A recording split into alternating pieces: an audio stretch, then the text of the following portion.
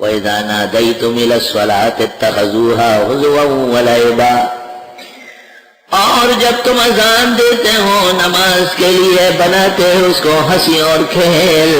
ذَلِكَ بِأَنَّهُمْ قَوْمٌ لَا يَعْقِلُونَ، یہ بے عقل لوگ. ہماری اذان جیسی اذان دنیا میں نہیں. ہماری اذان کا ایک ایک لفظ جلدوں میں اس کی تشریح ہو چکی ہے. آہا، رہ گئی رسم اذان روح بلالی نہ رہی، فلسفہ رہ گیا تلقین غزالی نہ رہی، واعظ قوم کی وہ پختہ خیالی نہ رہی، برق طبعی نہ رہی، شعلہ مقالی نہ رہی. حضرت اقدس سلطان الہند اور ولی الہند معین الدین چشتی رحمت اللہ علیہ خانقاہ میں خود اذان دیتے تھے. حضرت کی عجیب اذان تھی، جو کافر سنتا ہندو وہ کلمہ اسلام پڑھتا. تو یہ بہت مشہور ہو گیا.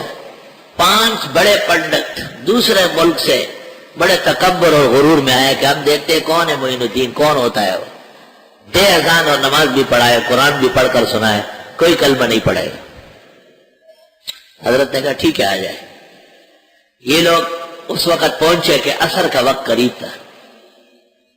حضرت صاحب وضو کر کے اپنے کمرے سے اذان خانے کے لیے نکل رہے تھے اور ان کی نظر پڑ گئی، بغیر اختیار کے کلمہ پڑھنا شروع کیا.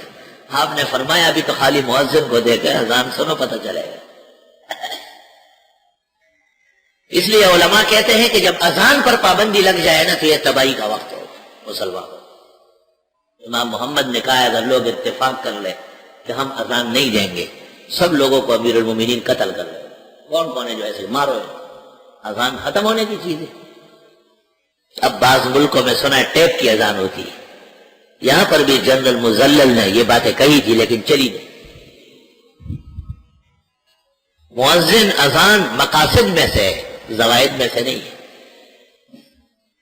قرآن کریم کے اندر اذان بمانے اذان کے نہیں ہے. ثم اذن مؤذن ایتها العیر انکم لسارقون. کہیں بھی اذان کا لفظ قرآن کریم میں اذان کے معنی میں نہیں ہے. جیسے مدینے کا لفظ جو ہے وہ مدینہ منورہ کے لیے نہیں ہے، مطلق شہر کے لیے. وَكَانَ فِي الْمَدِينَةِ 9 رَهْطٍ يُفْسِدُونَ فِي الْأَرْضِ وَلَا يُصْلِحُونَ. اسی طرح اذان کے لیے ندا آئی ہے. تو امام اعظم کا قول یہ ہے کہ اگر ضرورت پیش آئی تو کوئی اور کلمات اذان کے قائم مقام ہو سکتے، ندا ہے، لیکن نماز اور تلاوت یہ یقیناً زبان عربی میں ہوگی.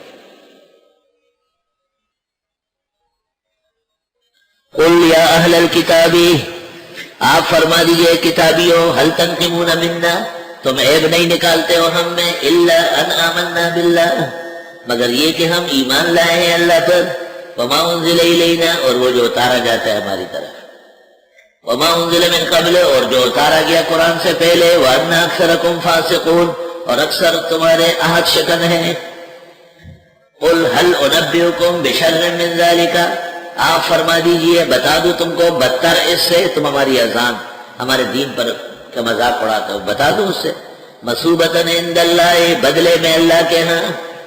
واقعی جو بری چیز ہے وہ سن لو، واقعتاً جو قابل اعتراض چیز ہے وہ سن لو. من لعنہ اللہ، جن پر خدا نے لعنت کی ہے، او بنی اسرائیل، وغضب علیہ، غضب یہود پر ہے، وجعل منہم القردۃ، اور اللہ نے بنائے ان میں بندر، سنیچر کے دن زیادتی کرنے والے، والخنازیر، اور مائدہ کی ناشکری کرنے والے، وعبد الطاغوت، اور شیطان کے پجاری. پہلے اپنے گریبان میں جھانکو. دیکھے چلنی نے سرائی کو کہا کہ تم میں 2 سوراخ ہیں، اور اپنے آپ کو نہیں دیکھتا ہے کہ 255 سوراخ ہے. یہود و نصارہ جو اذان کا مذاق اڑاتے تھے کہ یہ کیا ہے، مؤذن انگلیاں کانوں میں پھر چیختا ہے. اللہ تعالیٰ نے کہا یہ تمہیں اس لیے ہنسی آتی ہے کہ تم خنزیر بھی ہو، بندر بھی ہو، شیطان کے پجاری بھی ہو. تو پتہ چل گیا کہ اس قسم کے اعتراضات قابل قبول نہیں ہے. پہلے فرمایا لا یخافون لومۃ لائم، لوگوں کی غلط باتوں میں نہ آنا، اپنے دین پر قائم رہو. آپ کو کوئی کہے یہ رہا جوان لڑکے ہیں، یہ داڑھی چہرے پہ آئے گی، تو آپ کو افسوس ہو جائے گا داڑھی نہ. یہ بات تھی جو اس نے کہی ہے لعنہ اللہ، غضب علیہ، لعنتی اور مغضوب آدمی.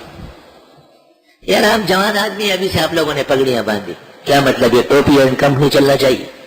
سنت کا اہتمام ممنوع ہے کیا؟ در جوانی توبہ کردن شیوائے پیغمبریز، وقت پیری گرگ غالب می شود پرہیزگار.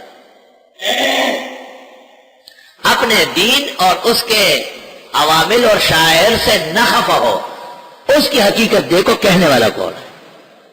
اولئک شر مکانا، یہ لوگ بدترین منزلت کے ہیں، وَأَضَلُّوا عَنْ سَوَاءِ السَّبِيلِ، اور بھٹک چکے ہیں سیدھے راستے سے.